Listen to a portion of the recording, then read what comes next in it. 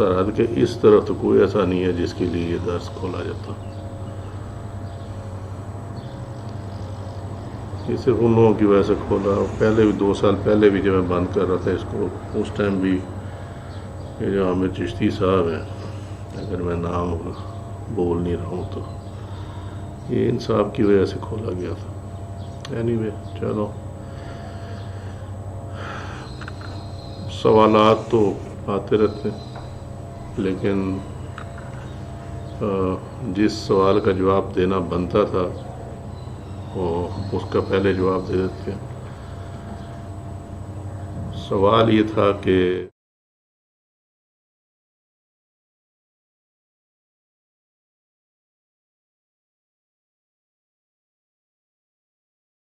کیونکہ ویسٹ میں لوگ یہ کہتے ہیں کہ جی یہ جو کزن میرجز ہیں اس کی وجہ سے بیماریاں آگے اولاد میں ٹرانسمٹ ہوتی ہیں، اور کزن میرجز جو ہیں وہ اس پہ تمہارا دین کیا کہتا ہے اور الاؤڈ کیوں ہے اور تم لوگ کیوں کرتے ہو جبکہ پتہ بھی ہے کہ بیماری ہیں. تو اس کا جواب یہ ہے کہ یہ آیت ہے سامنے، سورہ الاحزاب آیت نمبر 50. بند کر رہے ہیں آواز آ رہی ہے.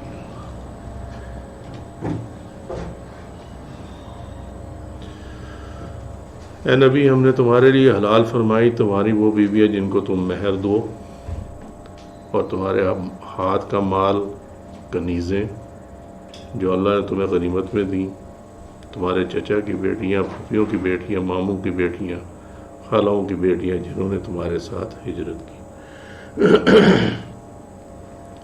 اللہ سبحانہ و تعالیٰ کا حکم ہے، مطلب اجازت ہے اللہ کی طرف سے. اللہ کا کوئی فرمان ایسا نہیں ہوتا جو انسان کے لیے نقصان دہ ہو. اگر اللہ نے اس کی اجازت دی ہے تو اس کا مطلب یہ ہے کہ اس میں کوئی حرج نہیں ہے. تو ہمارے پاس شرعی طور پہ اس کا ثبوت تو یہ ایک ہے کہ ہم دین میں جو قریب رشتہ دار ہیں ان کے ہاں نکاح کی اجازت ہے. محرمات کی آیات اپنی جگہ پہ موجود ہیں، اس کی ملٹیپل ریزنز ہیں، لیکن ہمارے ہاں جو اس ٹائم معاملہ ہے وہ ہے نکاح کا. اب شریعت میں نکاح جو ہے نبی کریم صلی اللہ علیہ وسلم فرمایا کہ 4 بیسس میں سے کسی ایک بیس پہ ہو جاتا جب آپ کو رشتہ کرتے ہیں. نمبر 1 اس کے مال کی وجہ سے، نمبر 2 اس کے خاندان کو اچھا خاندان ہوگا اس کی وجہ سے، نمبر 3 وہ خوبصورت ہو، نمبر 4 اس کے دین کی وجہ سے کہ دیندار. تو فرمایا کہ جو دیندار اور سے نکاح کر کے کامیابی حاصل کر، اگر ایسا نہ کرے تو تیرے ہاتھوں کو مٹی لگے گی، یعنی بعد میں خرابہ ہو سکتا ہے. ہمارے آج کل الٹا ذرا کام ہے، جو دینداری کی طرف اس کو کہتے ہیں اس کو کیا پتہ دنیا کا، یہ دقیانوسی لوگ ہیں. اینی وے اگر آپ اس حدیث شریف کو غور سے دیکھیں تو مال، خاندانی شرف، خوبصورتی، اس کو پیچھے کیا گیا ہے اور دینداری کو جو ہے وہ پریفر کیا گیا اس کے اندر. اب ان دونوں کو، اس حدیث شریف کو اور اوپر جو آیت ہے سورہ الاحزاب کی آیت کو اگر ملا کے آپ دیکھیں نا تو معلوم ہوگا کہ اجازت تو ہے کہ آپ کزن میرج کر سکتے ہیں، مگر یہ نہیں ہے کہ آپ نے کزن میرج ہی کرنی ہے اور کوئی آپ مطلب برادری سے باہر آپ کر نہیں سکتے. یہ جن فیملیز کے اندر اور جن برادریوں میں یہ سسٹم ہے کہ یہ ہم نے باہر نہیں کرنا، وہ صریحاً خلاف ورزی کرتے ہیں قرآن اور سنت کی. سمجھے؟ اور اسی وجہ سے اب دیکھیں نا اس میں یہ آخر حدیث شریف میں کیا ہے، تو تیرے ہاتھوں کو مٹی لگے گی اگر ایسا نہ کیا تو. یعنی وہ یہ نہیں دیکھتے کہ دیندار اگر باہر کو دوسری برادری کی کوئی دیندار عورت مل رہی ہے، نہیں، وہ کہ نہیں ہماری برادری کے ہونے چاہیے، اگر یہ برادری سے باہر کریں تو یہ برادری سے خارج کر دو.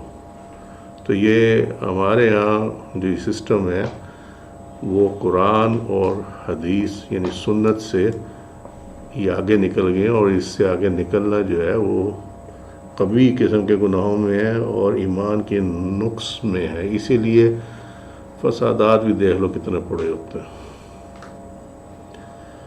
اب مسئلہ یہ ہے کہ اولاد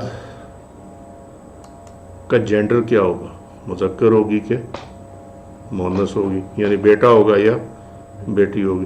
اس پہ بھی ہمارے ہاں جھگڑے ہیں کہ جی بیٹیاں ہی بیٹیاں، بیٹا نہیں ہے۔ کوئی کہتا ہے جی بانج ہے، یعنی وہ چائلڈ لیس ہے، ایشو لیس ہے۔ سورہ شورا 2 آیات 49 نمبر اور 50 نمبر، 42 نمبر سورہ کا ہے، سورہ شورا 42 نمبر سورہ، 49 اور 50 نمبر آیات ہیں۔ للہ ملک السماوات والارض، کہ اللہ ہی کے لیے ہے آسمان اور زمین کی بادشاہی۔ یخلق ما یشاء، جو چاہتا ہے وہ تخلیق کرتا۔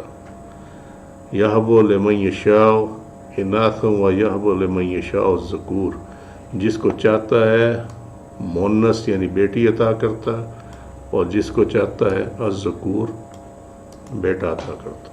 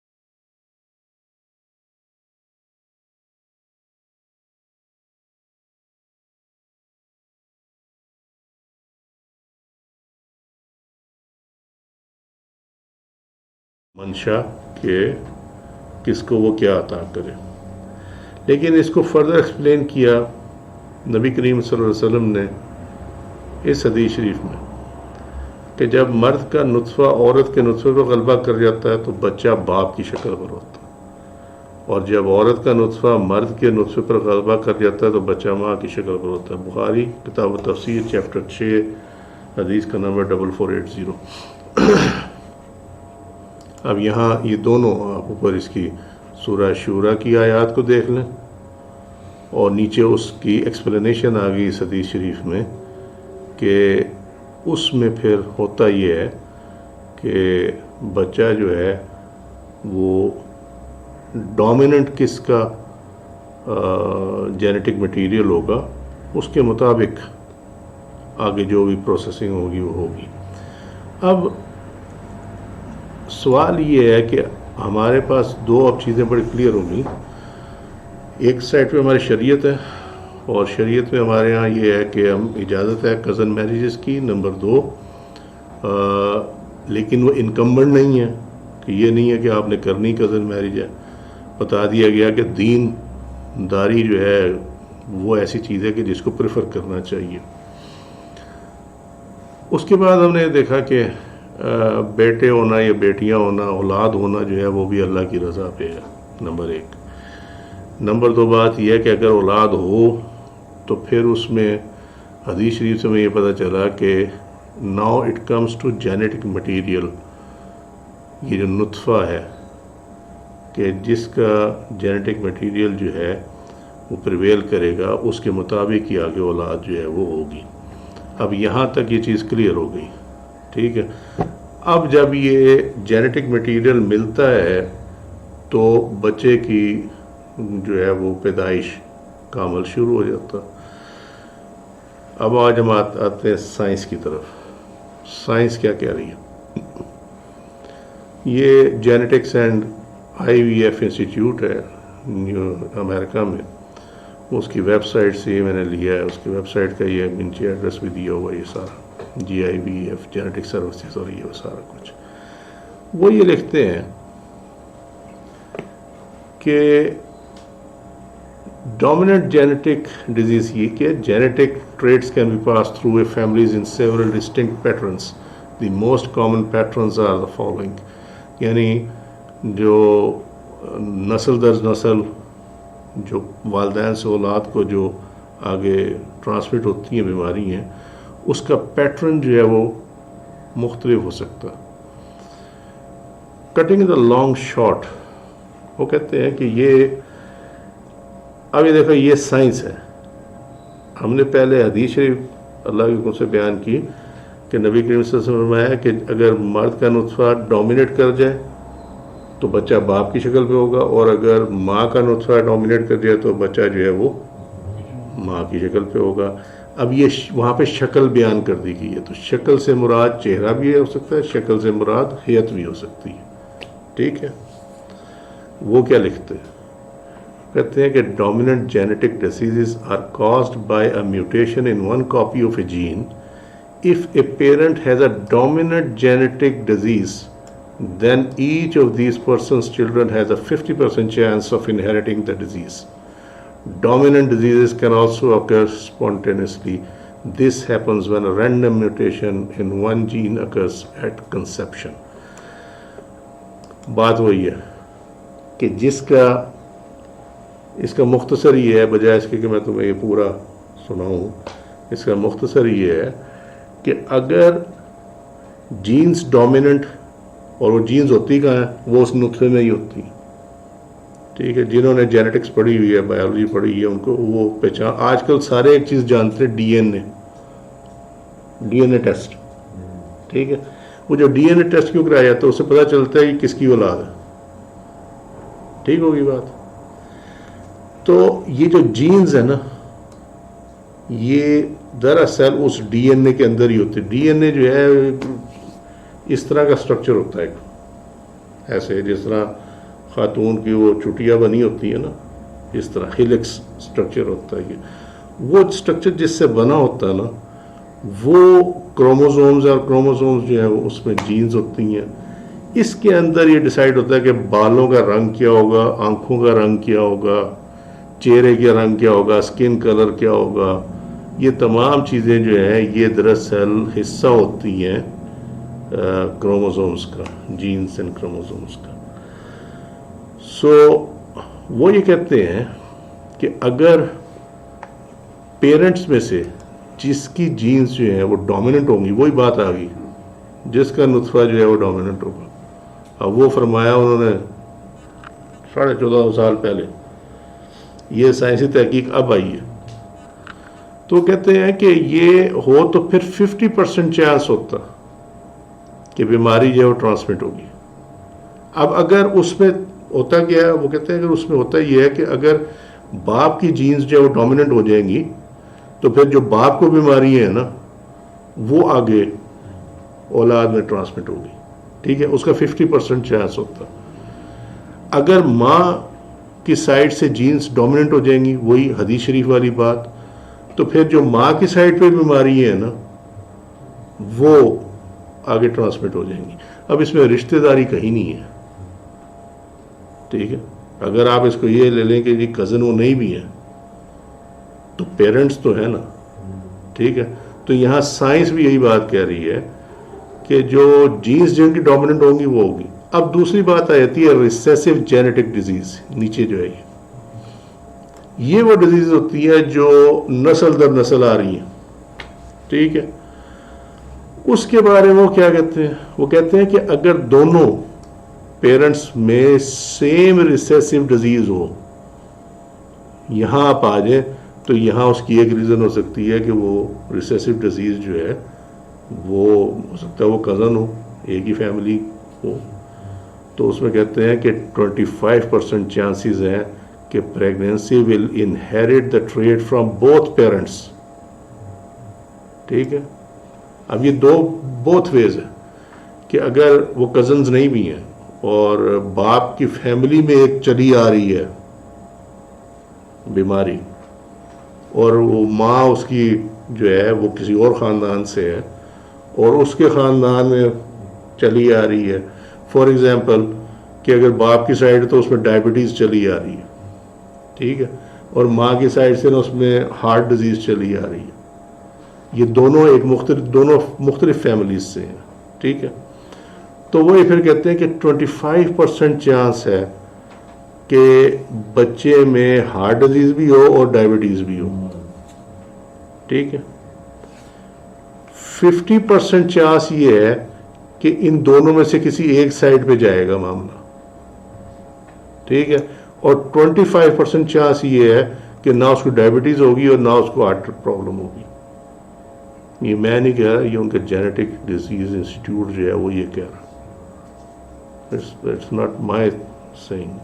ٹھیک ہے, سو اس میں کہیں پہ بھی it's not the matter of whether you are cousins or not, whether your parents were cousins or cousins, it doesn't matter. Only thing matters is what you are inheriting from your father and mother, irrespective of their interrelationship as far as the families goes. ٹھیک ہے, سمجھے بات؟ یعنی باپ باپ ہے اور ماں ماں ہے, چاہے وہ آپس میں کزن ہے یا نہیں ہے, اس سے فرق نہیں پڑتا. ان کے فیملیز میں جو بیماریاں چلی آ رہی ہیں, اگر وہ کزنز نہ بھی ہوں تو تب بھی وہ آگے جا سکتی ہیں. اب یہاں وہ کویشچن لے آتے ہیں کہ جی نہیں, وہ اس میں چانسز زیادہ ہوتے ہیں کزن میرج کے اندر. سائنس تو یہ نہیں کہتی, وہ کیا کوٹ یہ کرتے ہیں سائنس. مجھے نظر نہیں آیا, اگر کہیں سے نظر آ گیا تو پھر اس کا بھی جواب دے دوں گا انشاءاللہ تعالیٰ, لیکن اس کا جواب ابھی بھی لے لو. اس کا جواب وہی ہے جو حدیث شریف میں ہے. یہ ڈومیننسی کی بات ہے. جس کی جین ڈومیننٹ ہوگی اسی کا جو پیٹرن ہے بچے کی جینز میں, وہی پیٹرن جو ہے وہ شفٹ چلا کر جائے گا. اسی وجہ سے بچہ ڈی این اے ٹیسٹ سے پہچانا جاتا. ٹھیک ہے, کلیئر ہوگی کچھ کہ نہیں ہوگی؟ سو اللہ نے جب اجازت دی ہے تو اس کا مطلب ہے کہ it is safe to get married with your cousin, but it is not incumbent upon you to get only with your cousin. ٹھیک ہے, ایسا نہیں ہے. یہ بڑا لمبا یہ ہے, جس کو وہ پڑھ لے پھر اس کو. یہ نیچے یہ ایڈریس ہے اس کے اندر.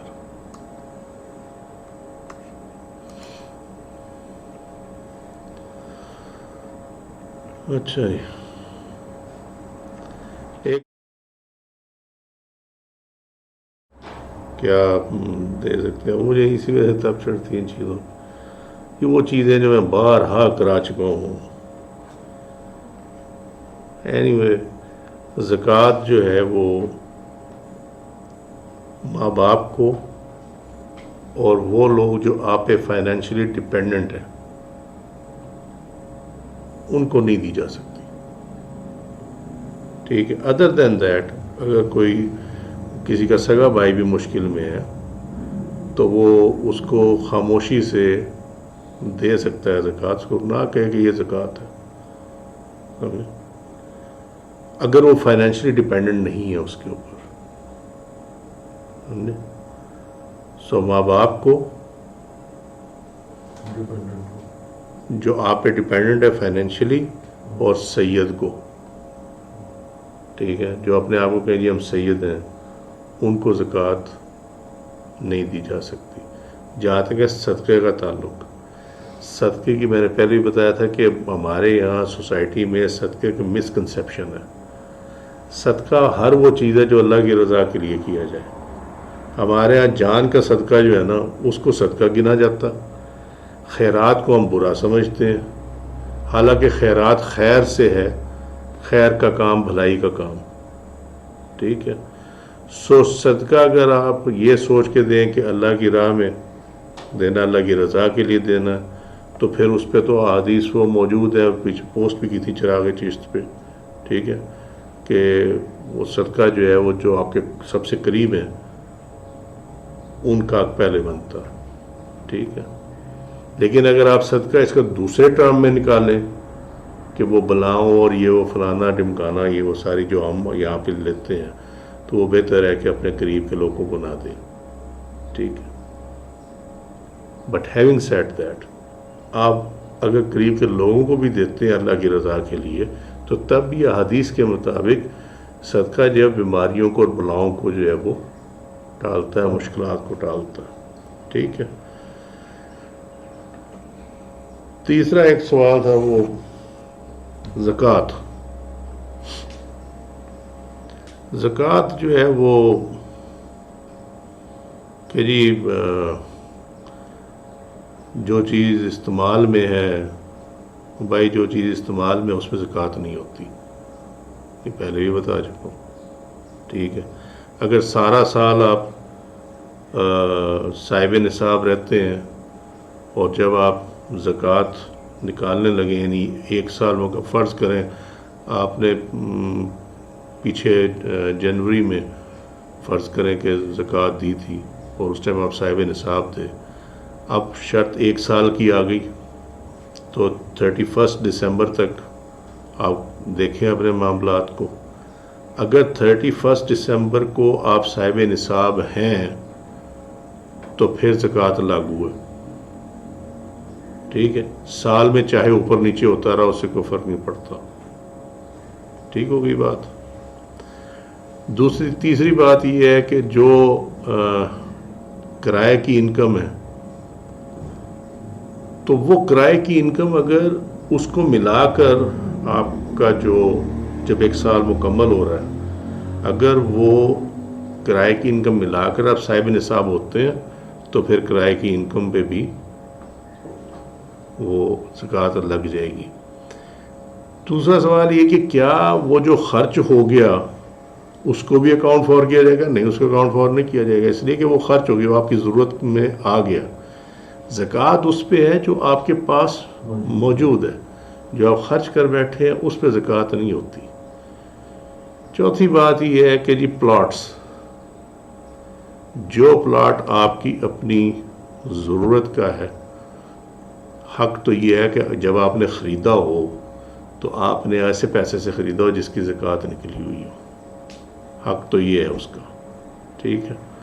اگر آپ نے اس ٹائم اس پیسے پہ زکوٰۃ نہیں نکالی تھی تو پھر جب وہ آپ اس پلاٹ کو جب بھی بیچیں اور اس کو وہ سال کے بعد آپ بیچتے ہیں، مطلب آپ کے پاس وہ ایک سال پڑا رہا، سال کے بعد آپ اس کو بیچتے ہیں، تو پھر بہتر یہ ہے کہ آپ اس میں سے زکوٰۃ نکال دیں، کیونکہ آپ نے پہلے زکوٰۃ نہیں نکالی تھی. ٹھیک ہے.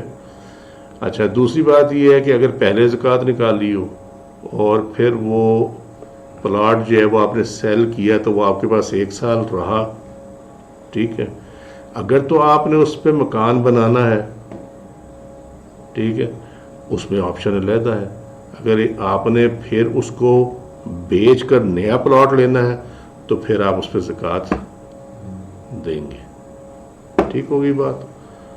پھر آپ نے فریش لے لیا تو وہ آٹومیٹکلی جو اگلا پلاٹ آیا وہ اس پیسے سے آیا جس پہ آپ نے زکوٰۃ جو ہے وہ دی ہوئی ہے.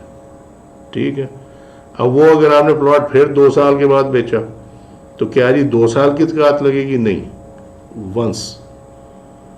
یعنی فرض کریں آپ نے ایک نیا پلاٹ لیا، وہ آپ نے 5 سال رکھا،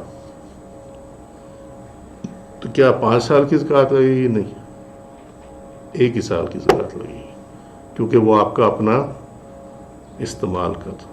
ٹھیک ہے. اور وہ جب کیش میں کنورٹ ہوگا تبھی وہ آپ کے کام میں آئے گا نا، ویسے تو پڑا ہوا ہے. تو لہٰذا ون ٹائم اس کے اوپر زکوٰۃ جو ہے وہ لگے گی. آپ اس میں جب پیسہ ہے، فرض کر لیجیے 50 لاکھ کا وہ بکا، اس پہ جو 2.5% زکوٰۃ بنتی ہے وہ آپ نکالیں، اور اس کے بعد جو باقی پیسہ بچے اس کو آپ انویسٹ کریں، جو مرضی کریں، وہ آپ کا اپنا معاملہ. ٹھیک ہے. جو گھر ہے آپ کا وہ آپ کے استعمال میں ہے، اس پہ زکوٰۃ نہیں ہے. ٹھیک ہے. جو آپ نے کرائے پہ دیا ہوا ہے، جب تک وہ آپ گھر بیچتے نہیں ہیں اور اس کا کرایہ آ رہا، وہ کرایہ اکاؤنٹ فار ہوگا آپ کی انکم میں. اور اگر جس تاریخ کو آپ نے زکوٰۃ دینی سال کے بعد، اگر اس ٹائم آپ کے پاس جو کرایہ آیا ہوا ہے وہ ملا کے آپ صاحب نصاب ہو جاتے ہیں تو پھر اس کرائے کے اوپر بھی زکوٰۃ جو ہے وہ لگ جائے گی. لیکن جو 11 مہینے آپ نے کھا لیا ہے کرایہ، وہ اس کے اوپر نہیں لگے گی، کیونکہ وہ 1 سال رہا ہی نہیں ہے آپ کے پاس. ٹھیک ہے. اچھا، اس میں اور کیا تھا، میرے خیال میں یہی تھا اس کے اندر بس. ہاں، اور ایک وہ سوال اور آتا ہے کہ جی وہ زیور ہے، اور اب اس میں دو سچویشنز ہیں. جس خاتون کا زیور ہے، ملکیت ہے مطلب، اور وہ کام نہیں کرتی، شی از اے ہاؤس وائف، جاب نہیں کر رہی، بزنس نہیں کر رہی، تو اس میں پھر دو صورتیں ہیں. نمبر ایک یہ ہے کہ ہسبینڈ جو ہے، اگر وہ ہے یا باپ ہے یا بھائی ہے، تو وہ گفٹ کر دے اتنے پیسے جتنے کی اس پہ زکوٰۃ بنتی ہے زیور کے اوپر. ٹھیک ہے، پاکٹ منی کے طور پہ دے دے یا گفٹ کے طور پہ دے دے، اور وہ پھر اس سے زکوٰۃ پے کر دے. ویسے تو میں نے پہلے بھی بتایا تھا کہ منہاج القرآن والے تو کہتے ہیں کہ خاوند اسٹریٹ اوے دے سکتا ہے زکوٰۃ، وہ ان کا معاملہ ہے. دوسرا طریقہ اس کا یہ ہے کہ اگر یہ سچویشن نہیں ہے اور خاوند بھی نہیں دیتا، ایون دین عورت پہ یا بیٹی پہ یا بہن پہ یہ نہیں ہے کہ جو گھر کے خرچے کے لیے اس کو پیسے دیے جاتے ہیں اس میں سے وہ بچا بچا کے رکھ لے، یہ نہیں ہے. That thing is not on, وہ زکوٰۃ ادا نہیں ہو سکتی. اب سچویشن صرف ایک یہ رہ جاتی ہے کہ اگر باپ یا بھائی یا خاوند نہیں دیتے اور زیور پہ زکوٰۃ واجب بھی ہے، تو پھر اتنا زیور اس میں سے بیچ دے کہ جس سے زکوٰۃ کی اماؤنٹ جو ہے وہ اس کو مل جائے. تو اس میں پھر دو صورتیں ہیں، یا تو اتنا زیور وہ آج کل فیزیبل نہیں ہے، ورنہ یہ ہے کہ جی اگر سونے کی صورت میں بھی زکوٰۃ نکال سکتے ہیں، کوئی حرج نہیں ہے. لیکن بہتر آج کے دور کے مطابق یہ ہے کہ اس کو بیچ کے جتنا کیش آئے، جو بھی اس کی زکوٰۃ کی اماؤنٹ بنتی ہے، اتنے اماؤنٹ کا سونا جو ہے وہ بیچ دے. فرض کریے زکوٰۃ اس پہ بنتی ہے 10,000 روپیہ، تو 10,000 روپے کی جو بھی چیز اس میں سے سونے کی جو پڑا ہوا ہے اس میں سے جو بک سکتی ہے وہ بیچ کے تو اسے کر دے. اس میں پھر دو چیزیں ہو جائیں گی کہ نیکسٹ ایئر جو ہے وہ ایک چیز کم ہوگی، تو اب اس میں اماؤنٹ آف زکوٰۃ بھی کم ہو جائے گی. ٹھیک ہے، اور ایک وقت آئے گا کہ ہو سکتا ہے وہ 7.5 تولے سے نیچے چلا جائے، تو پھر اس میں زکوٰۃ لگے گی نہیں. ٹھیک ہوگی بات؟ ٹھیک ہے. جس چیز نے میرا دماغ خراب کیا ہے وہ یہ سوال تھا، وہ ایک بیچ دیا انہوں نے، پتہ نہیں کس کا وہ کام پہ. ایک تو مصیبت یہ ہے، جیسے میں نے کل بھی کہا تھا کہ فقیر نہیں رہے. اور میرے کی طرح جس کے ہاتھ میں مائک آ گیا نا، اور جس کے بعد کو کمپیوٹر آ گیا، سارے ہی مفتی بنے بیٹھے. یہ نہیں سوچتے سمجھتے منہ میں کیا آ رہا ہے، یہ نہیں سوچتے سمجھتے کہ جو میں کہہ رہا ہوں وہ قرآن اور حدیث اور سنت کے خلاف ہے. یہ نہیں سوچتے. اپنا عقیدہ سمجھے، عقیدہ، وہ جو عقیدہ ہے نا، وہ اگر غلط ہے اور اس کو آپ جسٹیفائی کرنے کے چکر میں پڑ جائیں تو سمجھو مارے گئے. بولنے والا بھی اور سننے والے بھی اور اس پہ عمل کرنے والے بھی، سارے ہی مارے گئے. تصوف کی مخالفت آج کی نہیں ہو رہی، تصوف کی مخالفت روز اول سے ہو رہی ہے. اب یہ وہ سوال ہے جس کا میں کچھ 36,000 دفعہ جہاں جہاں بھی مجھ سے پوچھا گیا اس کا اللہ نے جو توفیق دی اس کا جواب دیا جا چکا. اب میرے پاس اتنا ٹائم نہیں ہوتا کہ میں وہ لوگوں کے کلپ بھی سنتا پھروں اور اس کے بعد میں پھر ان کے پیچھے بھی پڑ جاؤں. ہمارا یہ منصب نہیں ہے، سمجھے، ہمارا یہ اسٹیٹ آف افیئرز میں شامل نہیں ہے کہ میں بیٹھ کے جو ہے یوٹیوب پہ یا فیس بک پہ مناظرے کرتا پھروں، سمجھے نا. جس کو اللہ ہدایت دے اس کو گمراہ کرنے والا کوئی نہیں، اور جس کو اللہ گمراہ کر دے اس کو ہدایت دینے والا کوئی نہیں ہے. یہ اللہ کا قرآن میں فرمان ہے. تو اس کے حساب سے جو ہے نا یہ ٹائم ویسٹنگ ہوتی ہے اور کچھ نہیں ہوتا. امام ابو حنیفہ رحمۃ اللہ علیہ نے اپنے بیٹے کو منع کیا، حضرت حماد رحمۃ اللہ علیہ کو، کہ مناظرہ مت کیا کرو. انہوں نے آگے سے عرض کی کہ بابا جان یہ آپ خود تو کرتے ہیں مناظرہ، آپ مجھے کیوں منع کر رہے ہیں، وجہ کیا ہے اس کی؟ انہوں نے کہا وجہ اس کی یہ ہے کہ جب تم مناظرہ کرو گے نا تو تم اگلے پہ کفر ثابت کرنے کی کوشش کرو گے، اس لیے مناظرہ کرو گے، ٹھیک ہے، اس کو نیچا دکھانے کے لیے کرو گے، اپنے آپ کو صحیح دکھانے کے لیے کرو گے۔ ہم جب کسی مناظرہ کرتے ہیں تو ہم اس کے کفر کو دور کرنے کے لیے کرتے ہیں۔ ہماری کوشش یہ ہوتی ہے کہ اگر یہ بندہ کفر میں ہے تو ہم اس کو اس طرح سمجھائیں کہ یہ اس کفر سے نکل آئے۔ ہماری اس میں مرضی میں یہ نہیں ہوتا کہ ہم اس کے اوپر کفر کا فتویٰ لگا کے ثابت کر کے اٹھیں گے کہ تو کافر ہے۔ تو دونوں چیزوں میں فرق ہے، ٹھیک ہے۔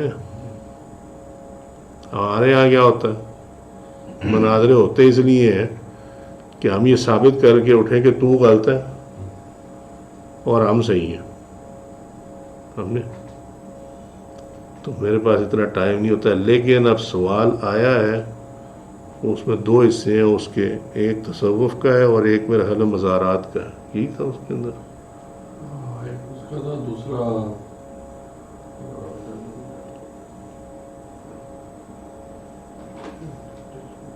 میں دیکھ لیتا ہوں، آ جائے گا مجھے ذہن میں۔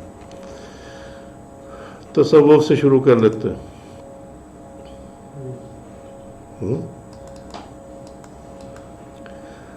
تصوف اصل میں جو آج تک اس کی جو معروف ڈیفینیشنز ہیں وہ یہ ہے کہ یہ ایک تو یہ کہ یہ اصحاب صفا جو چبوترے والے تھے، جو مسجد نبوی میں آج بھی ہے صفا وہاں پہ ہے، یہ وہاں سے صوفی کا لفظ نکلا۔ صوفیزم پہ ہے نا اعتراض لوگوں کو، تصوف پہ، صوفیزم پہ۔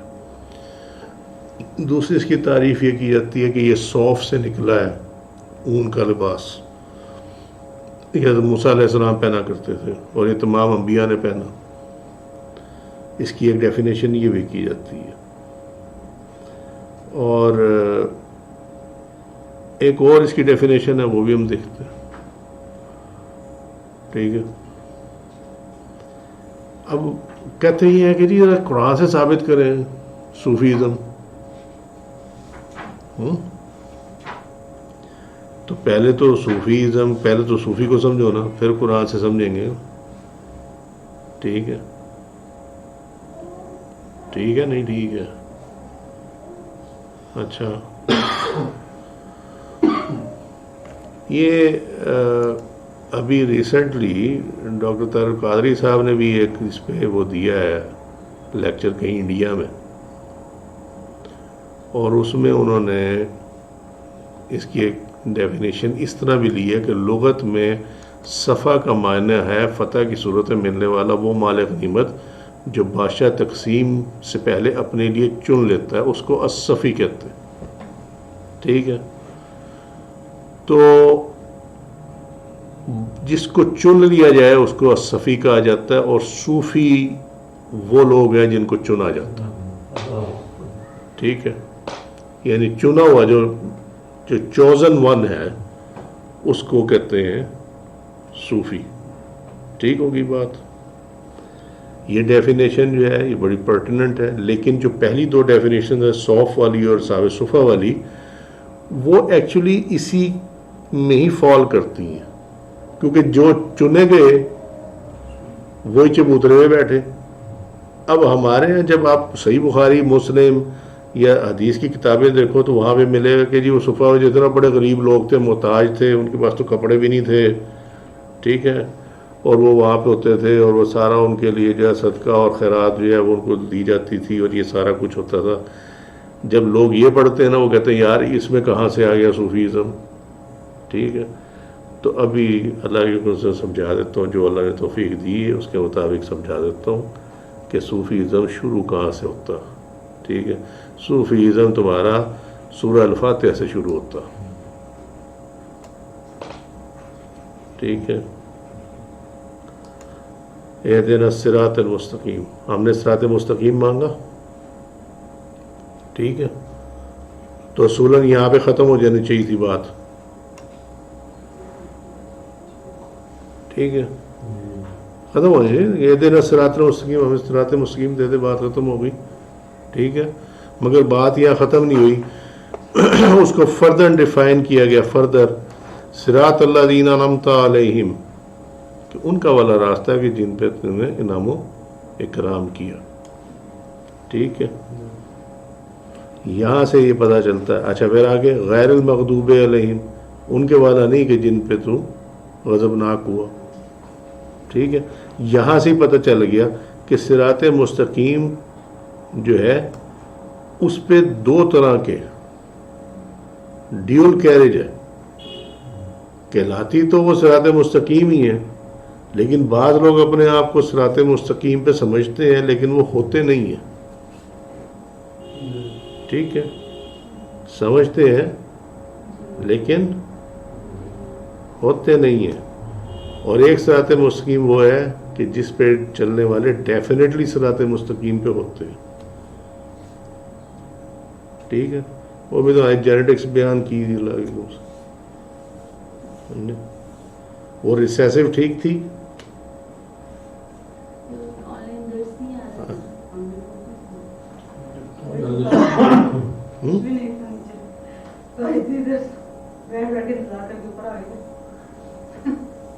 اچھا چلو،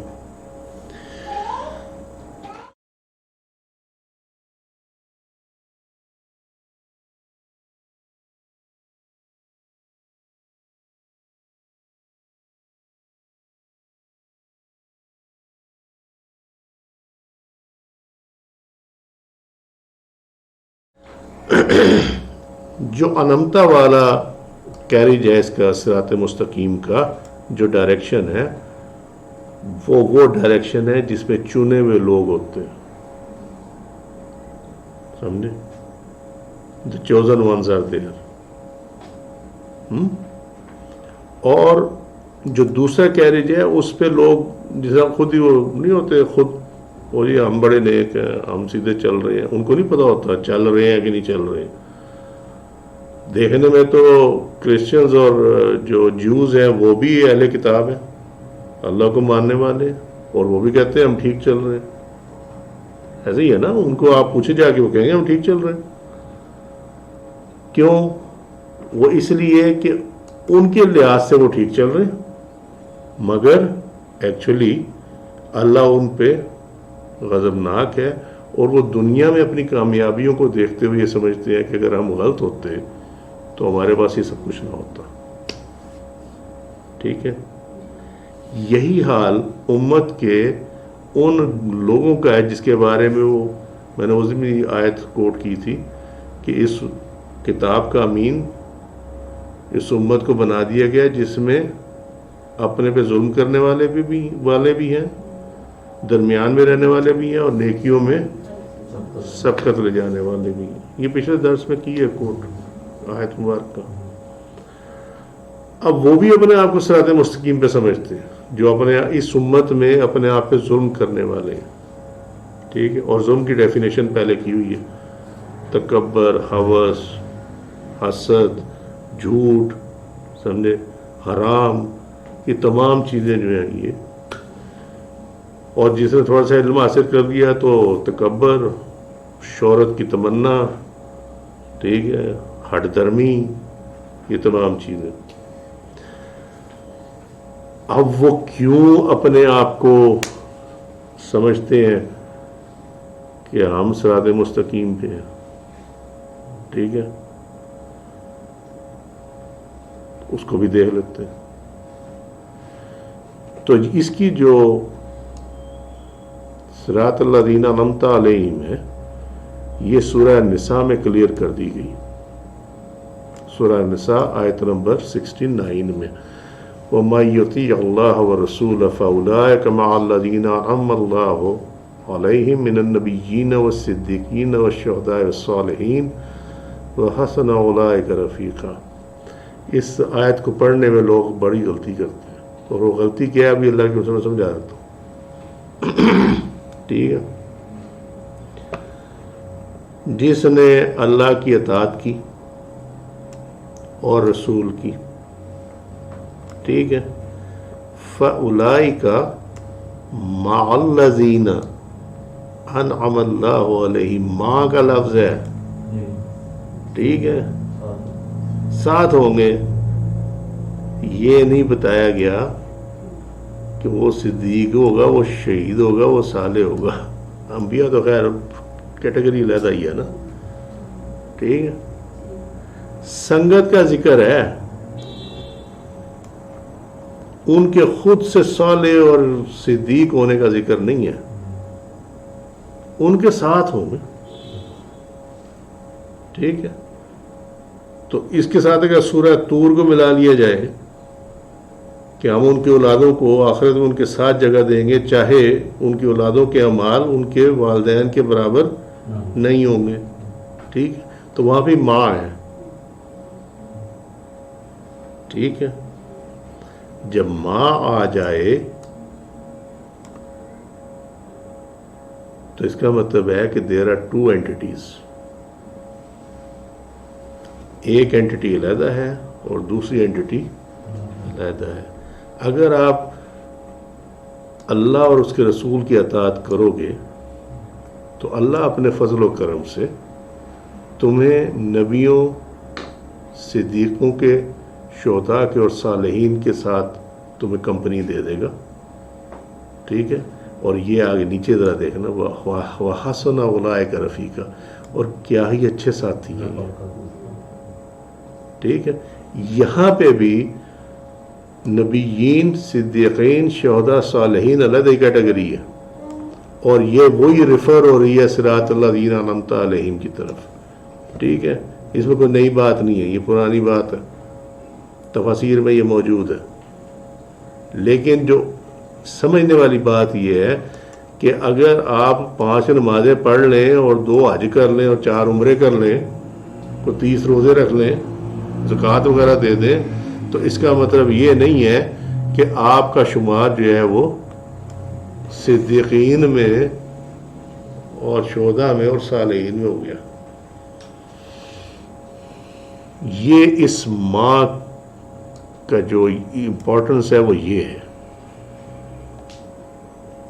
ٹھیک ہے. اب اگر یہ چیز سمجھ میں آ گئی تو پھر اگلی چیز سمجھنے میں آسانی ہو جائے گی کہ فرمان مبارک یہ ہے کہ اللہ یجتبی الیہ من یشاء ویہدی الیہ من ینیب، ٹھیک ہے. یہ سمجھ میں آ جائے گی، اللہ جسے چاہتا ہے اسے منتخب کر لیتا، ٹھیک ہے.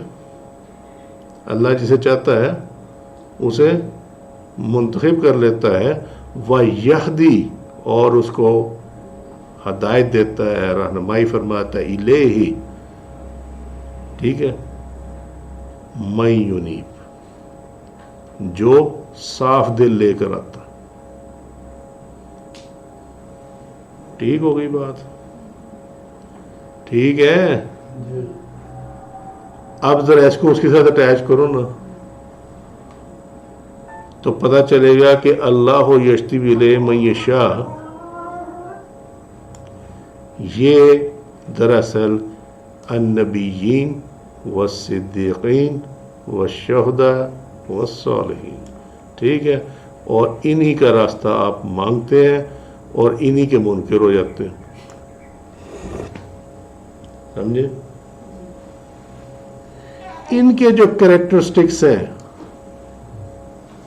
النبیین، صدیقین، شہداء، صالحین، یہی صوفیزم ہے. کیونکہ یہ جو یہاں پہ آ رہا نا من ینیب، یہ اصل میں وہ ڈفرنس ہے جو کہ بائیفرگیٹ کر رہا ہے، ڈیوائیڈر ہے یہ 2 راستوں کو اور 2 گروپوں کو. تو اگر آپ اللہ تعالیٰ کی اطاعت اور اس کے رسول صلی اللہ علیہ وسلم کی اطاعت کرتے ہیں تو اللہ تعالیٰ آپ کے گناہوں کو معاف فرما دیتا ہے، ٹھیک ہے. تو اللہ آپ کو ان کے ساتھ جگہ دے دے گا جو اللہ کے منتخب کرتا ہے. آپ کلیئر آ رہی سمجھ میں بات، ٹھیک ہے. تو صوفی کسے کہتے ہیں؟ چنے ہوئے کو. اب وہ کہیں کہ یہ جو کہہ رہے ہیں کہ جی یہ تو ہم نبی کے راستے پہ نہیں ہیں، ہم نمازیں پڑھ رہے ہیں، یہ کر رہے وغیرہ، نبی کے راستے پہ نہیں ہے. ہاں بالکل ٹھیک ہے، نبی کے راستے پہ تم آدھے ہو نبی کے راستے پر. سمجھے؟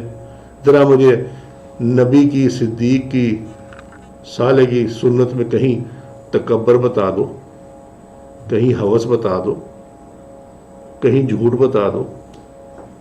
ٹھیک ہے کہ نہیں ہے؟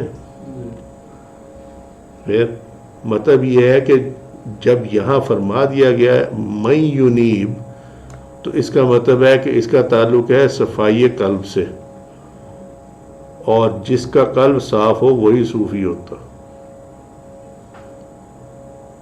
اب بتاؤ تصوف کہاں قرآن میں ہے یا نہیں ہے؟ ٹھیک ہے. اب انہیں سمجھ کیوں نہیں آتی؟ جو میں بات کر رہا تھا کہ یار یہ ان کو پھر وہ اپنے آپ کو کہتے ہیں صراط مستقیم پہ ہیں، پھر انہیں سمجھ کیوں نہیں آتی؟ ٹھیک ہے. تو اس کا قرآن نے جواب دیا ہوا وما یستوی الاعمی والبصیر والذین آمنوا وعملوا الصالحات ولا المسیء. اور اندھا اور بینا برابر نہیں ہو سکتے. ٹھیک ہے. اب اس کی کیا وجہ، یہ آیت یہاں پہ کیوں آ گئی؟ ٹھیک ہے. تو پہلے اس کو ذرا مکمل کر لیتے ہیں. والذین آمنوا وعملوا الصالحات، اور وہ لوگ جو ایمان لائے اور اعمال صالح کیا، ولا المسیء، اور جو بدکار وہ بھی برابر نہیں ہو سکتے. ٹھیک ہے. ہمارے جو اس آخری حصے سے بھی تعلق ہے، لیکن جو زیادہ تعلق ہے ہمارا وہ یہ ہے کہ اندھا اور بینا برابر نہیں ہو سکتے. ریزن یہ ہے کہ جو منتخب ہوتے ہیں،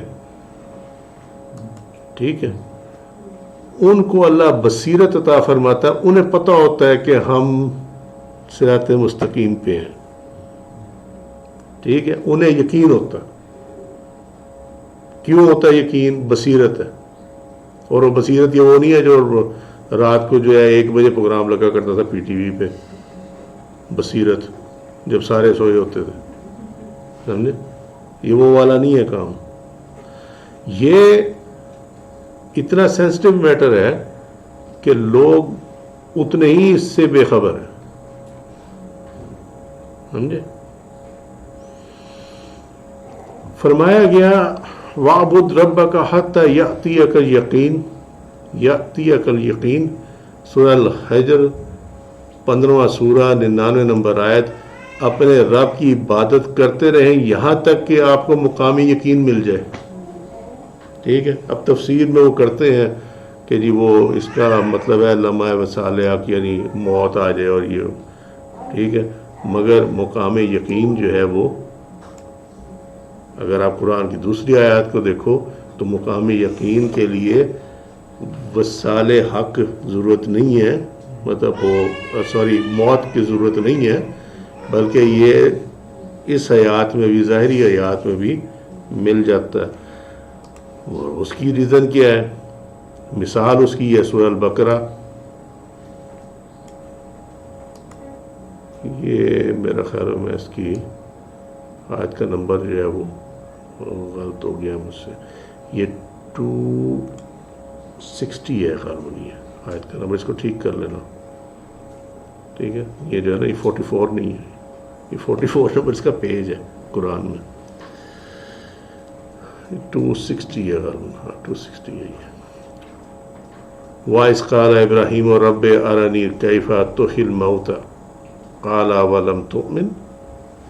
جب کہا نا، اور کہا ابراہیم نے رب ارنی کیف تحیی الموتى، تو مجھے دکھا کہ تو کیسے مرنے کے بعد زندہ کرے گا. ٹھیک ہے. قال، اللہ نے فرمایا اولم تؤمن، کیا تم ایمان نہیں لائے ہوئے؟ ٹھیک ہے. قال بلا، عرض کیا کہ کیوں نہیں، بے شک. ولکن، لیکن لیطمئن قلبی، میرے قلب کو اطمینان ہو جائے گا. ٹھیک ہے. پھر آگے وہ آیت میں ہے پورا کہ وہ حکم ہوا کہ پرندے لاؤ اور وہ سارا اکٹھا کرو، انہیں سداؤ اور اس کے بعد وہ ذبح کرو، ان کے ہر چیز مکس کر دو، پھر اس کو ان کو بلاؤ آواز دے کر. ٹھیک ہے. تو وہ پرندے آ گئے تھے. اللہ کے نبی ہیں، اللہ کے نبی ہیں، سمجھے؟ لیکن یہاں اللہ نے یہ مثال دے کے یہ ثابت کیا ہے کہ بے شک تمہیں پتہ ہے کہ تم ایمان پہ ہو، مگر تمہیں پھر بھی بصارت چاہیے یقین کے لیے، سمجھے؟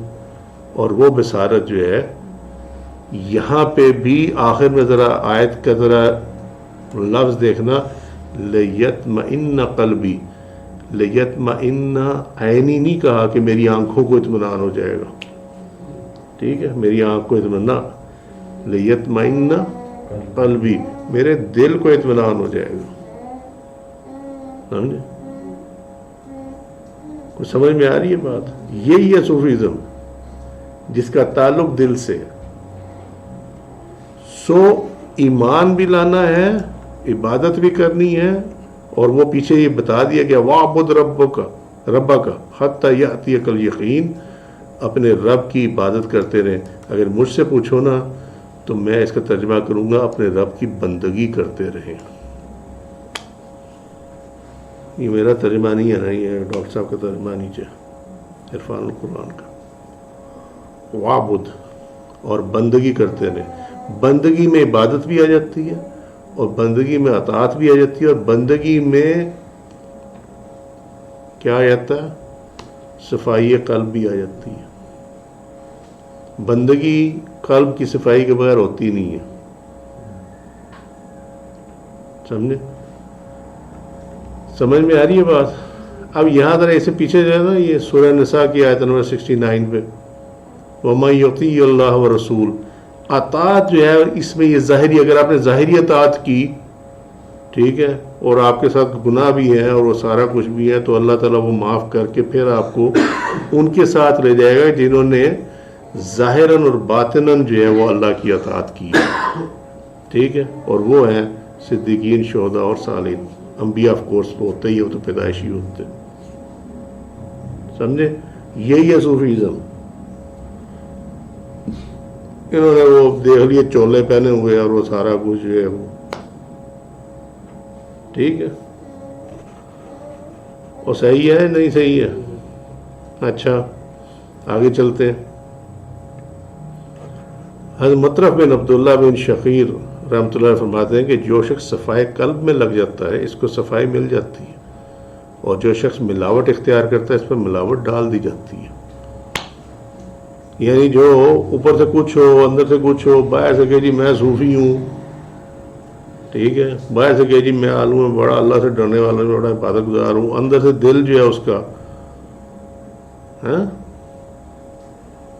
دل میں کھوٹ ہو، تو پھر اس پہ ملاوٹ ڈال دی جاتی ہے، سمجھے؟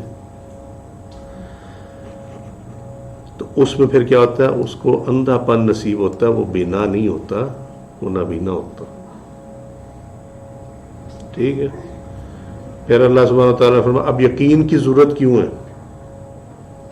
دیکھو نا، وہ جو کہہ رہے ہیں کہ ہم بھی تو صراط مستقیم پہ ہیں نا، وہ دراصل گمان میں ہے، اور انعمت علیہم والے جو ہیں انبیاء، صدیقین، شہداء اور صالحین، وہ سارے کے سارے یقین میں ہیں، اور فرمایا کہ اندھا اور بینا جو ہے وہ برابر نہیں ہو سکتے، اور یہاں آ کے فیصلہ کر دیا سورہ نجم آیت نمبر 28 میں وَإِنَّ الظَّنَّ لَا يُغْنِي مِنَ الْحَقِّ شَيْئًا، اور بے شک گمان یقین کے مقابلے میں کسی کام نہیں آتا، سمجھے؟ کہاں یقین والے کہ ان کو یقین، یہ وہ والے یقین نہیں ہے یقین اور دلیل والے، کبھی وہ بھی نہ لے آنا بیچ میں کم وقتوں کو۔ یقین سے مراد یہ ہے کہ انہوں نے دو آنکھوں سے بھی اور ادھر اندر کی آنکھ سے بھی اللہ نے ان کو دکھایا ہوا ہے کہ تم صحیح رستے پہ ہو، سمجھے؟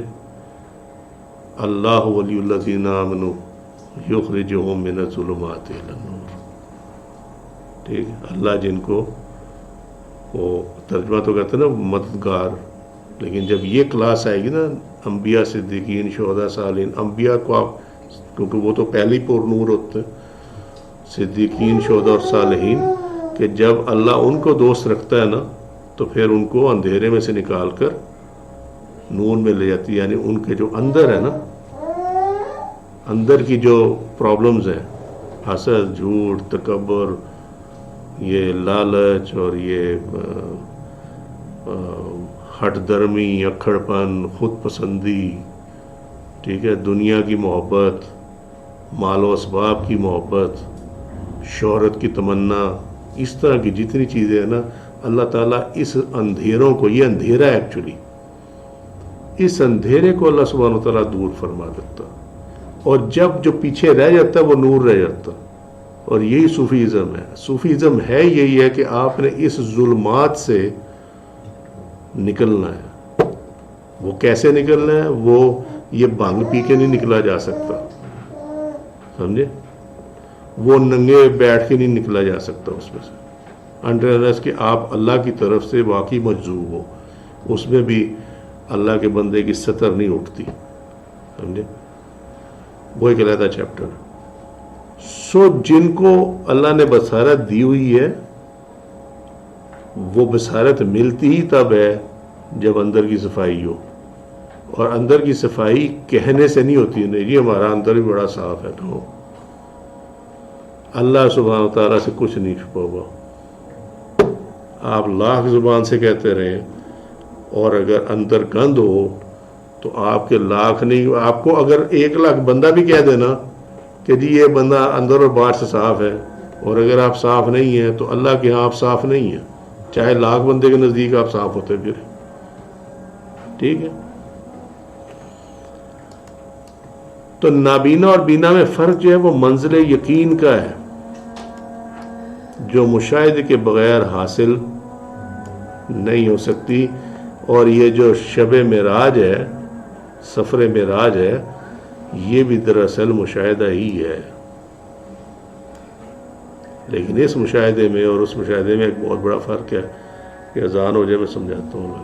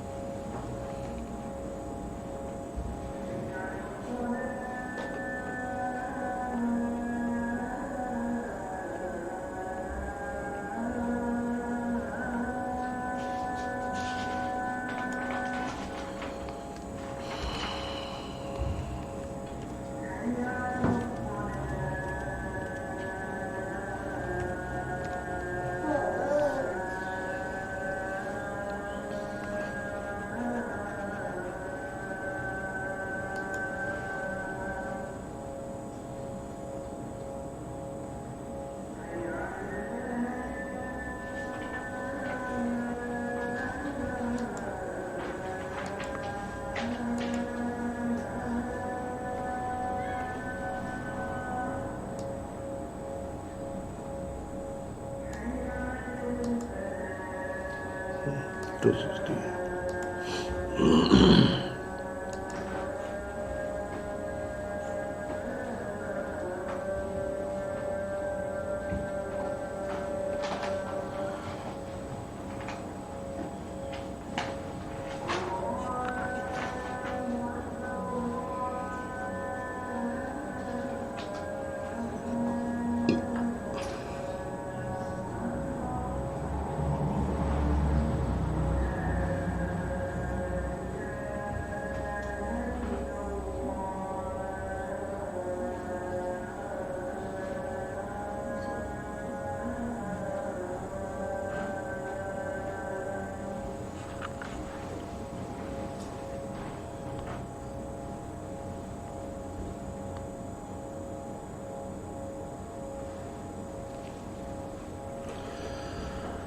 Now,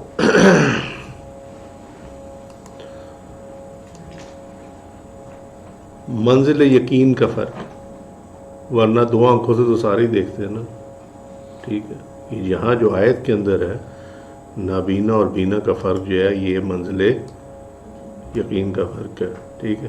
سبحان اللہ الذی اسری بعبدہ لیلا من المسجد الحرام الی المسجد الاقصی، سورہ بنی اسرائیل اور اسرا بھی کہتے ہیں اس کو، پہلی آیت 17واں نمبر سورہ. اب یہ پچھلے دنوں آیت الکرسی کی تفسیر کی گئی اللہ کی دی توفیق سے. اس کے 12 پارٹس تھے اور 12 سے بھی آگے جا سکتی تھی، ایک تو روک دی تھی اور اس کے بعد وہ 11 پارٹس اس میں سے آف کر دی ہیں، ہے نا، ایک پارٹ رہنے دیا گیا. وہ اس لیے کیا کہ مجھے احساس ہو گیا تھا شدت سے لوگوں کا حالات دیکھ کے کہ یار مجھے چاہیے نہیں تھا ان لوگوں کو اتنی تفصیل میں پڑھانا، سمجھے، اس لیے کہ ان کی طلب نہیں ہے، ان کو ضرورت نہیں ہے چیزوں کی. لیکن اس میں ہم نے ذکر کیا تھا اللہ کے حکم سے الاحد الواحد کا، ٹھیک ہے. سو نبی کریم صلی اللہ علیہ وسلم کو ایک تو معراج پہ تشریف لے گئے، وہ اللہ کا ان کے معاملات ہیں، وہ اللہ اور وہ اللہ کے رسول بہتر جانے صلی اللہ علیہ وسلم. لیکن مسئلہ یہ ہے کہ واحد تو صفات کے ذریعے نظر آیا، ٹھیک ہے، لیکن احد جو ہے وہ اس کا مشاہدہ بھی رہتا تھا، ٹھیک ہے. یہ بات ذرا غور سے سننا، ادھر پڑھنے کی ضرورت نہیں ہے کیونکہ اس میں پھر مکس کر جاؤ گے، ادھر لگ گیا نا تو پھر جو میں بول رہا ہوں وہ نکل جائے گا. توحید جلوہ نما ہے صفات کے ذریعے. اس کو صوفیزم میں یا معرفت میں کہتے ہیں کہ توحید میں کثرت ہے، کیونکہ صفات جو ہے وہ ایک سے زیادہ ہے، ٹھیک ہے. 99 تو ہمیں پتہ ہے نا، مطلب 98 99 تو ہمیں پتہ ہے، ٹھیک ہوگی بات جو قرآن میں موجود ہے. سو وحدانیت جو ہے وہ جلوہ نما ہے، اس کا آپ مشاہدہ کر سکتے ہیں اللہ کی صفات کا مشاہدہ کر کے، جو آپ کو مختلف صورتوں میں نظر آ رہی ہے. انسان کا زندہ رہنا، اس کا پیدا ہونا، دنیا میں نئی نئی چیزوں کا بننا، ٹھیک ہے، انسان کا دیکھنا، انسان کا بولنا، انسان کا چلنا، انسان کا زندہ ہونا، انسان کے لیے ضروریات کی جو چیزیں ہیں، رزق کا بندوبست ہونا، and so on so forth. آپ اس کی لمٹ ہی کوئی نہیں ہے. یہ تمام اللہ کی صفات کے تحت ہے، ٹھیک ہے. یہ جلوہ گری جو ہے نا یہ توحید کی ہے، وحدانیت کی ہے. اور یہ جو نابینے ہیں نا، ایک تو انہیں اس کا بھی نہیں پتہ لگتا، یہ صرف ایک وہ توحید کی رٹ لگائی ہوتی ہے انہوں نے، خالص توحید اور توحید اور خالص توحید، ٹھیک ہے، بس وننس. لیکن دو اسم استعمال ہوئے ہیں، الاحد اور الواحد، ٹھیک ہے. واحد can be further divided but الاحد کانٹ بی ڈیوائڈیڈ. یہ ڈفرینس ہے اس کے اندر. سو واحد میں کثرت اس طرح آئی کہ وہ صفات کے ذریعے اس کا مشاہدہ ہو گیا، وہ تو ہو گیا مشاہدہ، لیکن اب مشاہدہ رہ گیا کس کا؟ احد کا، ٹھیک ہے. تو احد کا مشاہدہ جو ہے، اب یہ بات غور سے سننا، یہ بڑی ڈیلیکیٹ بات ہے. مقام آیا، حضرت جبریل علیہ السلام نے کہا میرے پر چلتے، ٹھیک ہے. تفسیر دور منصور میں ہے کہ وہ 50,000 سال کی دوری پہ کھڑے ہو کے وہ لیتے ہیں، وہ وہی لیتے. اتنا گیپ ہے احدیت اور وحدیت کے اندر، ٹھیک ہوگی بات. اب وہاں کیا گیا کہ جی میں نہیں جا سکتا. وہ زمین سے تو لے گئے ساتھ، مسجد الحرام سے حضرت جبرائیل علیہ السلام ساتھ لے گئے، مسجد اقصیٰ سے پہلا آسمان، دوسرا، تیسرا، چوتھا، پانچواں، چھواں، مگر ایک مقام پہ جا کے کیا کہا؟ ناٹ اینی مور، آگے میں نہیں جا سکتا. ٹھیک ہے، وہاں پھر وہی آ گیا کام، چنا ہوا. جس کو چنا تھا وہی جا سکتا تھا، جو عادیت کے مشاہدے میں نہیں جا سکتا تھا وہ نہیں جا سکتا تھا. بات ختم ہو گئی. ٹھیک ہے، اب مسئلہ ہے کہ یہاں پہ جو میں بات کہہ رہا تھا کہ بہت ڈیلیکیٹ معاملہ ہے. عادیت کا اصول ہے کہ دوسرا کوئی نہیں ہوگا. سمجھے؟ عادیت کا اصول یہ ہے کہ دوسرا کوئی نہیں ہوگا. اگر دوسرا اپنا وجود محسوس کرے تو پھر وہ عادیت نہیں ہے. ٹھیک ہے، لہذا حضرت جبرائیل علیہ السلام بھی پیچھے رہ گئے، اور چونکہ وہاں پہ فنائیت اس قسم کی آنی تھی کہ وجود تو تھا لیکن وجود کے ہوتے ہوئے اس نے فنا ہونا تھا، تبھی جا کے تو احدیت کا مشاہدہ ہونا تھا. سمجھے؟ تو نبی کریم صلی اللہ علیہ وسلم گئے، وہ اللہ اور رسول ہی جانے کہ وہاں کیا ہوا. ٹھیک ہے، صلی اللہ علیہ وسلم. لیکن وہ مقام وہ ہے کہ جہاں پہ سوائے احد کے اور کوئی نہیں ہوتا. لہذا ذات کے ہوتے ہوئے بھی ذات جو ہے وہ، اور وجود کے ہوتے ہوئے بھی وجود نہیں ہوتا. تو جو غلامان نبی صلی اللہ علیہ وسلم، جو آپ صلی اللہ علیہ وسلم کی مہر کے ساتھ اس مقام پہ پہنچتے ہیں، مشاہدہ احدیت پہ یا مشاہدہ حق جس کو آپ کہہ لیں، آسانی سے آپ سمجھ لیں مشاہدہ حق، وہاں ان کو اپنا وجود کھونا پڑتا ہے، تب جا کے وہ مشاہدہ ہوتا. اب وہ کس حد تک ہوتا، کس حد تک نہیں ہوتا، یہ ایک علیحدہ چیپٹر ہے. ٹھیک ہے، یہ ایک علیحدہ چیپٹر ہے. اب اس عالم میں جو کچھ بھی زبان سے نکلے گا، ٹھیک ہے، وہ اصل میں احد کا معاملہ ہوگا، وہ اس وجود کا معاملہ نہیں ہوگا. اس کو عالم استغراق کہتے ہیں. ٹھیک ہے، اور جو تمہیں کلام ملے گا صوفیہ کا، وہ دراصل اسی عالم میں زبان سے نکلا ہوا. سمجھے؟ اس کو نابینا کیا جانے.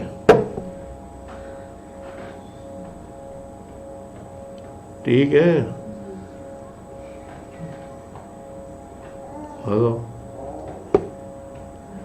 بابا صاحب کا کلام جو کہ پڑھا جاتا ہے، اس پہ آپ رحمۃ اللہ علیہ کے عرس مبارک پہ، ٹھیک ہے، من نبی من علی، ٹھیک ہے، قصیدہ غوثیہ بایزید بستامی رحمۃ اللہ علیہ کا جو کلام ہے، اسی طرح کا اور جو ان بڑے بڑے، اور یہ جو ولایت کبریٰ والے جو ہیں، ان کا جو کلام اس طرح کا ہے نا، جتنا بھی ہے وہ سارا عالم استغراق کا ہے. اس میں وجود ہوتا ہی نہیں ہے بندے کا، ہوتا تو ہے مگر اگر آپ نے اس میں فیل کیا نا اپنا وجود، تو پھر وہ مشاہدہ احدیت، وہ مشاہدہ حق جو ہے وہ نہیں ہو سکتا. لہذا آپ کو وہاں پہ اپنا آپ غائب کرنا پڑے گا، جس کی مثال اللہ کے مجھ سے بہت سال پہلے بھی میں نے دی تھی کہ آپ 1000 واٹ کا بلب لیں اور اس کو کسی چیز کے اوپر رکھیں، اور آپ کو چند سیکنڈ کے بعد یا آدھے منٹ کے بعد آپ کو اس روشنی میں وہ چیز نظر نہیں آئے گی جس پہ وہ بلب آپ نے روشنی ڈالی ہوئی ہے. کیوں کہ وہ جو لائٹ آ رہی ہے نا، وہ اس چیز کو غائب کر دے گی آپ کی نظروں سے. اب وہ موجود تو ہے وہاں پہ، مگر وہ اس لائٹ کی تیزی اتنی ہے کہ اس میں وہ نظر نہیں آ رہی. سمجھے؟ تو جب تجلی احد ہوتی ہے نا، تو اس میں اپنا وجود نظر نہیں آتا. اس کو عالم استغراق کہتے ہیں. یہ صوفیوں کا ہی خاصہ ہے. کیوں کہ یہ ملتا ہی غلامان مصطفیٰ صلی اللہ علیہ وسلم کو ہے، اور کسی کو نہیں ملتا. یہ سمجھے بات؟ تو اب یہ جو قرآن نے فرمایا، اللہ نے فرمایا قرآن نے، حال یستوی العامی والبصیر، کیا نابینا اور بینا برابر ہو سکتے ہیں؟ ٹھیک ہے. اب جن کو یہ مشاہدات ہوئے ہوں انہیں کیا کوئی شک رہ جائے گا کہ وہ صراط مستقیم پہ ہے یا نہیں ہے؟ اور یہ کس کو ہوگا؟ منتخب شدہ کو. یہ پچھلی ساری سمجھ میں آ گئی؟ اتنی آیات جو بتائی اللہ کے حکم سے. ٹھیک ہے. اور ٹھیک ہے یا نہیں ٹھیک ہے؟ اب ان کی پہچان قرآن نے ایک اور بتا دی ہے. انہوں نے کہا کہ یہ جو ہے نا، ان میں سے تمہیں ایسے بھی ملیں گے. یہ سورہ البقرہ آیت نمبر 273، للفقراء الذین احصروا فی سبیل اللہ لا یستطیعون ضربا فی الارض یحسبهم الجاہل اغنیاء من التعفف تعرفهم بسیمہم لا یصلون الناس الہفا. ٹھیک ہے. وہ کہتے ہیں کہ جو تم اللہ کی راہ میں خرچ کرتے ہو اللہ کی رضا کے لیے، وہ ان لوگوں کا حق ہے جو اللہ کی راہ میں روک دیے گئے ہیں. کیونکہ وہ جب اس میں آتے ہیں نا، سب قلب کی صفائی میں اور اس میں، تو پھر میجورٹی ان کی ایسی ہے کہ جن کو روک دیا جاتا ہے کمانے سے. احصروا فی سبیل اللہ لا یستطیعون ضربا فی الارض. سمجھے کہ وہ ایسی پوزیشن میں آ جاتے ہیں کہ ایک تو وہ کما نہیں سکتے، دوسرے وہ چل پھر بھی نہیں سکتے کہیں پہ، مطلب وہ کہیں آ جا نہیں سکتے. یہ ان کی پہچان ہوتی ہے. یعنی اگر ان کو کہہ دیا گیا نا کہ تو نے نہیں نکلنا اور تو نے یہیں رہنا ہے، اور یہ چیزیں ہیں جس کی وجہ سے تو نکل سکتا ہے، اس کے علاوہ تو نہیں نکل سکتا، تو وہ نہیں نکلے گا جو مرضی ہو جائے. ٹھیک ہے. ان کے طمع سے باز رہنے کے باعث نادان انہیں مالدار سمجھے ہوئے ہیں. ٹھیک ہے. تم انہیں ان کی صورت سے پہچان لو گے. وہ لوگوں سے بالکل سوال ہی نہیں کرتے کہ کہیں مخلوق کے سامنے گڑ گڑانے نہ پڑے. ٹھیک ہے. یہ 273 ہے. اور یہی ایکچولی آیت جو ہے، یہ ہدیہ جو دیا جاتا ہے اولیاء اللہ کو، جو آپ کہہ رہے ہیں جو پیر جس کو ہم کہہ لیتے ہیں سب کانٹیننٹ میں، تو اس کی ذرا شرائط دیکھنا جو اس کے اندر ہے کہ اللہ کی راہ میں رکے ہوئے ہوں. سمجھے؟ یہ نہیں ہے کہ بس میں بیٹھ گیا ہوں، میں فلانے دا پتر ہوں تو میں نے کھواؤ. سمجھے؟ یہ نہیں ہے. شرط یہ ہے کہ تو اللہ کی راہ میں ہو. اگر تو اللہ کی راہ میں نہیں تو جا دنیا میں کما، پھر کما کے کھا. سمجھے؟ پھر آگے کیا ہے؟ لوگوں سے سوال نہیں کرتے. ایسا بھی نہیں بن کے پھرتے کہ پتہ چلے کہ جی یار بڑے کوئی ضرورت مند ہے. آپ ان کو دیکھ کے، وہ دیکھ کے اندازہ نہیں لگا سکتے کہ یار یہ بالکل ہی فارغ آدمی ہے. حضرت عباس نے، حضرت ابن عباس رضی اللہ عنہ نے کہا کہ یہ فقراء اہل صفہ تھے جنہوں نے خود کو اللہ کی عبادت کے لیے وقف کر دیا تھا. ٹھیک ہوگی بات؟ اچھا، یہ اس کی یہ جو آگے حدیث وغیرہ ہیں،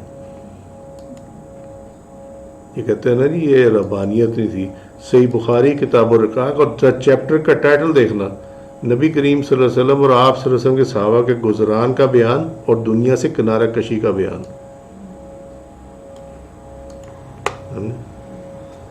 تو نبی کریم صلی اللہ علیہ وسلم کے بارے میں کیا تھا؟ یہ روایت ہے صحیح بخاری کی کہ آپ نے حضرت ابو ہریرہ کو فرمایا کہ اہل صفا کے پاس جاؤ اور انہیں بھی میرے پاس بلا لو. کہا کہ اہل صفا اللہ کے اسلام کے مہمان ہیں. وہ نہ کسی کے گھر پناہ ڈھونڈتے ہیں، نہ کسی کے مال میں اور نہ کسی کے پاس. جب نبی کریم صلی اللہ علیہ وسلم کے پاس صدقہ آتا تو اسے نبی کریم صلی اللہ علیہ وسلم ان کے پاس بھیج دیتے اور خود اس میں سے کچھ نہ رکھتے. البتہ جب آپ کے پاس تحفہ آتا تو انہیں بلوا بھیجتے اور خود بھی اس میں سے کھاتے اور انہیں بھی شریک کرتے. یہ مقام تھا اہل صفا کا. اور ٹائٹل امام بخاری نے دیکھ لو کیا دیا، دنیا سے کنارہ کشی کا بیان. ٹھیک ہے. ابو ہریرہ رضی اللہ عنہ کہتے ہیں کہ میں اصحاب صفہ میں سے تھا. ٹھیک ہے, تو اصحاب صفہ کو ملا کیا, یہ ذرا نیچے دیکھنا. حضرت ابو ہریرہ رضی اللہ عنہ فرماتے ہیں کہ میں نے رسول اللہ صلی اللہ علیہ وسلم سے علم کے 2 برتن یاد کر لیے, ایک کو میں نے پھیلا دیا اور دوسرا برتن اگر میں پھیلاؤں تو میرا یہ نرخرا کاٹ دیا جائے. ٹھیک ہے, یہ جو پھیلا دیا نا یہ شریعت کا علم ہے, اور یہ جو جس کے بارے میں کہا گیا اگر میں پھیلاؤں تو میرا نرخرا کاٹ دیا جائے, یہ اس لیے ہے کہ ہے تو وہ حق لیکن وہ عام لوگوں کو سمجھ میں نہیں آنے والا. ٹھیک ہے, اس کے لیے بینائی چاہیے. تو شریعت جو ہے, جو ظاہری شریعت ہے, وہ تو نابینا بھی اختیار کر لیتے, مگر جو دوسرا علم ہے اس کے لیے بصارت چاہیے, اس کے لیے قلب کی صفائی چاہیے, جو کہ ہر ایک کے پاس نہیں ہے. لہذا ظاہری شریعت کا علم تو کہتے ہیں میں نے دے دیا, لیکن وہ جو دوسرا ہے میں زبان پہ نہیں لاتا, اس ورنہ اگر لوگوں نے سن لیا نا تو انہوں نے کم علمی کی وجہ سے میرا گلا کاٹ دینا کہ یار یہ کیا دین میں کیا لے کر آ گیا یہ ساری چیزیں. ٹھیک ہے, بخاری کتاب العلم چیپٹر 42 حدیث کا نمبر 120. اب سمجھ میں آ رہی صوفیزم؟ کہتے ہیں صوفی کدھر ہے لفظ؟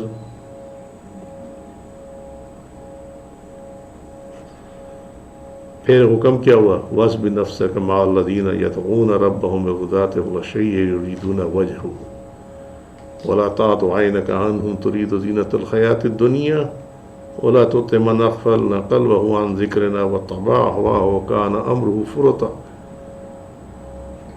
کہ ان کی سنگت میں جمائے رکھ جو صبح و شام اپنے رب کو یاد کرتے ہیں, اس کی رضا کے طلبگار رہتے ہیں, تیری نگاہیں ان سے نہ ہٹیں. وَلَا تَعْدُ عَيْنَكَ عَنْهُمْ تُرِيدُ زِينَةَ الْحَيَاةِ الدُّنْيَا, کیا تو دنیا کی زینت چاہتا؟ ٹھیک ہے, وَلَا تُطِعْ مَنْ أَغْفَلْنَا قَلْبَهُ, اور اس کی اطاعت مت کر کے جس کے دل کو ہم نے اپنے ذکر سے غافل کر دیا, عن ذکرنا, وَاتَّبَعَ هَوَاهُ وَكَانَ أَمْرُهُ فُرُطًا, اور جس کا حال یہ ہے کہ وہ اپنی طلب کو پورا کرنے کے لیے, اپنی ہوس کو پورا کرنے کے لیے تمام حدود کو توڑ دیتا. سمجھے؟ سورہ الکاف آیت نمبر 28, سورہ کا نمبر 18. یہ صوفیوں کے علاوہ کسی کے پاس ٹریڈ نہیں ہے یہ والا.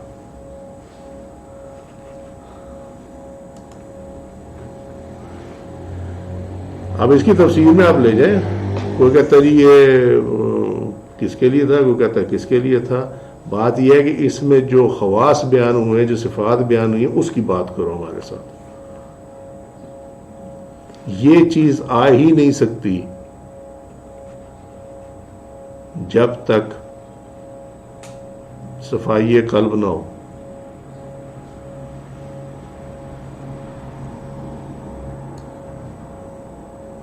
یریدون وجہہ, جو اس کے چہرے کی طرف چہرے کو دیکھنے کی تمنا کرتے ہیں, اللہ کے دیدار کے متمنی ہیں.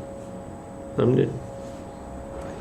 اور اس کو جو ہے انہوں نے محاورتاً ترجمہ کیا ہے وجہ, اس کی رضا کی طلبگار ہے.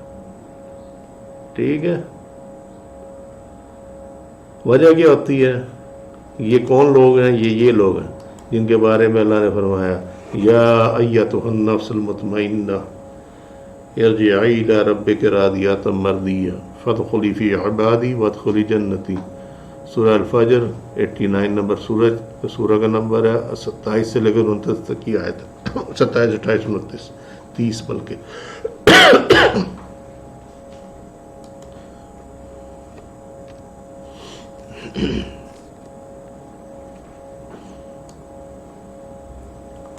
مطمئن قلب. اب ذرا پیچھے اس آیت کو دیکھ کے ذرا پیچھے چلتے چلنا کہ وہ سورہ البقرہ میں دیکھ لیں 273 میں, کہ ان کو دیکھ کے بندہ کہہ نہیں سکتا کہ ان کے کیا حالات ہیں. ٹھیک ہے, مطمئن.